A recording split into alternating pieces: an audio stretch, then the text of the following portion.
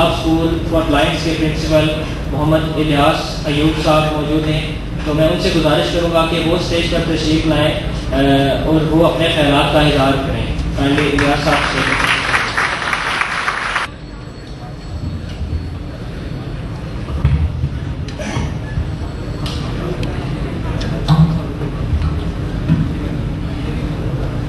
औज़ु बिल्लाहि मिनश शैतानिर रजीम, बिस्मिल्लाहिर रहमानिर रहीम। रब्बि इश्रह ली सदरी व यस्सिर ली अमरी वहलुल उक़दतम मिन लिसानी यफ़क़हू क़ौली। सदक़ल्लाहुल अज़ीम। मीर महफिल और रफ़क़ाए महफिल, आज जिस मौजू को मैंने अपने लिए मौजू समझा है वो ये है कि अक़वाम की तारीख, अक़वाम का मुक़द्दर बनाने वाला तबका वो कौन सा है। और इस हवाले से जब मैंने तारीख की किताबों को उलटना पलटना शुरू किया तो मुझे ये मालूम हुआ कि तारीख के कौमों की मुस्तक़बिल को बनाने वाले नौजवान हुआ करते हैं। और तारीख इसकी शाहिद है कि रसूल खुदा सल्लल्लाहु अलैहि वसल्लम ने नौजवान उसामा बिन ज़ैद को एक लश्कर देकर भेजा और उस 18 साल नौजवान के लश्कर में हजरत अबू बकर सिद्दीक जैसा जलील कदर सहाबी भी मौजूद था। और ये तो आपने पढ़ा ही होगा कि अबू जहल को कत्ल करने वाले वो नौजवान, बल्कि अगर मैं उन्हें बच्चे कहूं तो शायद ये गलत ना होगा कि माज और मऊज वो जो दो नौजवान थे जिन्होंने अबू जहल को कत्ल किया था। और फिर एक वाकया आप हर रोज पढ़ते और सुनते हैं कि हजरत अली करमल्लाहु वजहहू ने खैबर फतह किया था,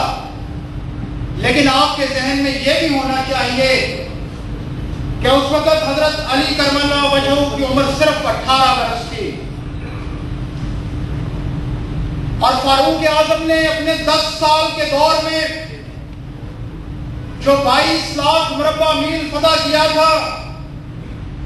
और 36,000 शहर आबाद किए थे, उन फतुहात में गालिब अक्सरियत नौजवानों की थी कि जिन्होंने तारीख के धारे को मोड़ा था, जिन्होंने लोगों को यह बताया था कि अगर लोगों तुमने तरक्की करनी है तो फिर अपने नौजवानों को एतमाद देना होगा। और अक्सर एक बात मैं अपने मुख्तलिफ तकारीर में कोट भी किया करता हूं कि अफसोस सब अफसोस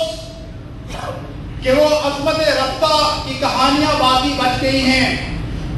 वो अज़मत रफ्ता के किस्से हमें याद हैं, लेकिन हम मिन हैसुल कौम पस्ती की जानिब रवा गवाह हैं। और मैं अपने तलबा को ये बताया करता हूं कि हमारी तरजीहात, हमारी इन्वेस्टमेंट्स वो गलत साइड पे इन्वेस्टमेंट शुरू हो गई हैं और जिन्होंने दुरुस्त साइड पे इन्वेस्टमेंट की थी वो कौमें आज हमें हमारी रहबरी और रहनुमाई करती हैं। तारीख का एक वाक़या मेरे सामने आता है कि हम मशरिक़ के अंदर, बर्रे सगीर के अंदर हमारे हुक्मरान ताजमहल बना रहे थे और मगरिब वाले उस वक्त ऑक्सफोर्ड यूनिवर्सिटी बना रहे थे। मैं सोचता हूं कि हमारे हुक्मरानों की तरजीह ये थी कि उनकी महबूबाएं अमर हो जाएं और मगरिब वालों की तरजीह ये थी कि नौजवानों को ये सिखाया जाए कि महबूब बनने की अदाएं और तरीके क्या हैं। और फिर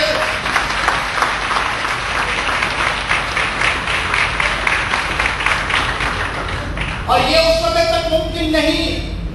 कि जब तालीम को हम आम नहीं करेंगे। अहमद रफ्ता का एक वाक़या भी दोहराता चलो कि जब मुसलमान अपने अरूज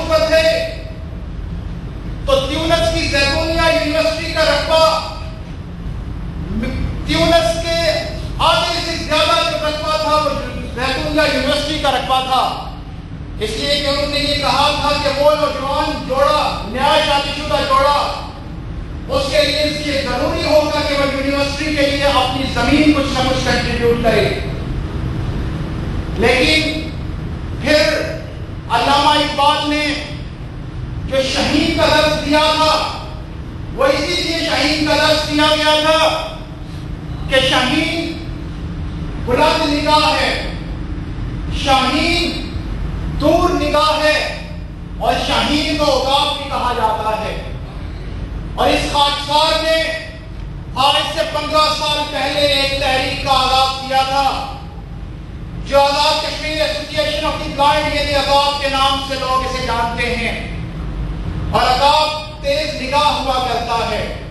उकाब दूरबीन हुआ करता है। और मैं ये समझता हूं कि जितने नाबीना तारीख के अंदर दूरबीन नजर आते हैं,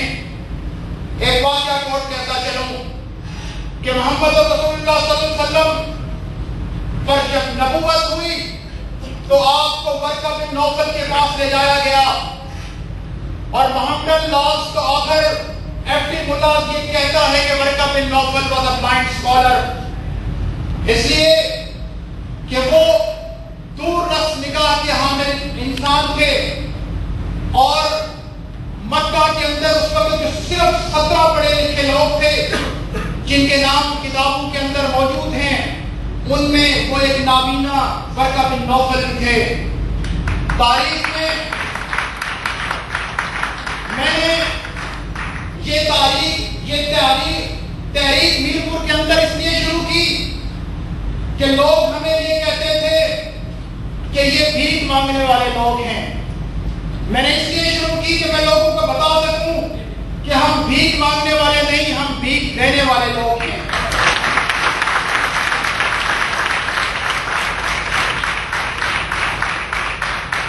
और आपको अगर यकीन नहीं आता तो गवर्नमेंट पोस्ट ग्रेजुएट मीरपुर के हजारों तलबा जो हैं वो मेरे इस दावे की तस्दीक करेंगे। इस वक्त अकाब के ज़ेरे साया 125 के करीब बच्चे अब ज़ेवरे तालीम से आरास्ता और पैरास्ता हो रहे हैं, जिनका खाना पीना रिहाइश उनकी दीगर जो जरूरियात हैं वो इदारा ही पूरी करता है।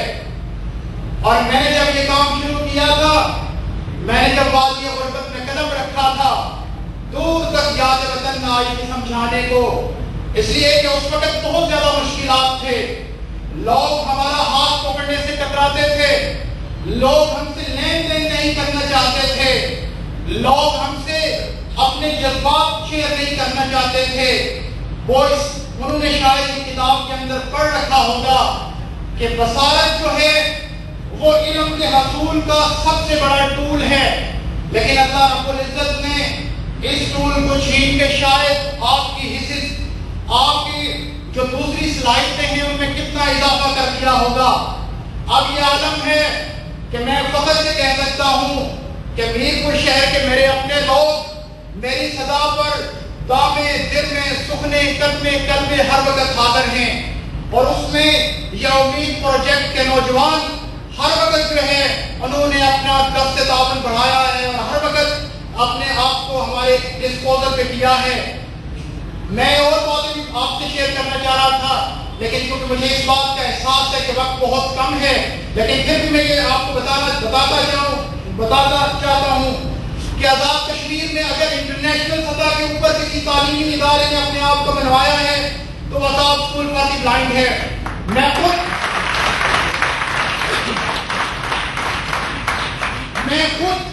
पाकिस्तान की कौमी नाबीना क्रिकेट टीम का मैनेजर रहा हूँ